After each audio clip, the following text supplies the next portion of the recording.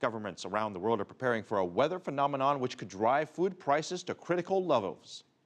An El Nino, Spanish for the boy, is a pattern of unusually warm temperatures in the Pacific that occurs every few years. Often an El Nino will shift Pacific winds eastward, bringing rain with it.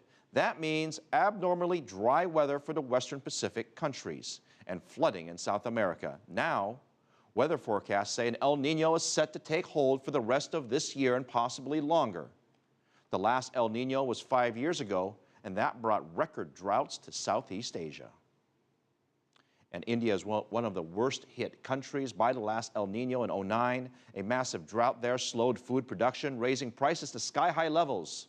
Now India is preparing for another round of bone-dry weather. Shweta Bajaj explains.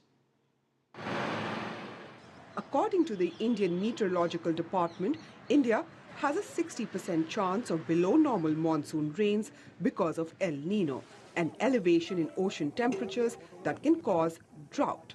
SkyMet, the largest private weather forecaster in India, says out of 10 major droughts in India, 6 were caused by El Nino.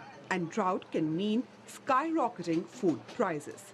From 1951 onwards, there have been almost about 14 years when we experienced drought in Indian region. And out of those 14, almost 10 were El Nino years. So the percentage of having drought years when the El Nino is around a country is quite high. So that's the fear is there that since it's going to be a El Nino year, so it will directly affect our the food production also. El Nino can directly impact India's agrarian economy as it tends to lower production of summer crops such as rice and cotton. It can also trickle down in other forms including high inflation and lower gross domestic product growth, which means that India's new government that is likely to be formed by 1st of June already has its first big challenge cut out. Because of India's surplus stocks of rice and wheat, grain prices will be less affected than other agriculture products.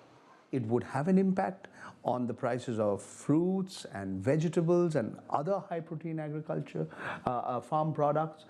Prices have already been rising very much. So I'm not saying it's going to be good for the economy, but perhaps it won't be disastrous for the economy. Economic forecasts can sometimes be as fickle as predicting the weather. Not all El Ninos result in droughts, for example. If this year's El Nino does, it could drive up food prices in a nation whose consumers are already struggling with an annual inflation rate of more than 8%. Shweta Bajaj, CCTV, New Delhi.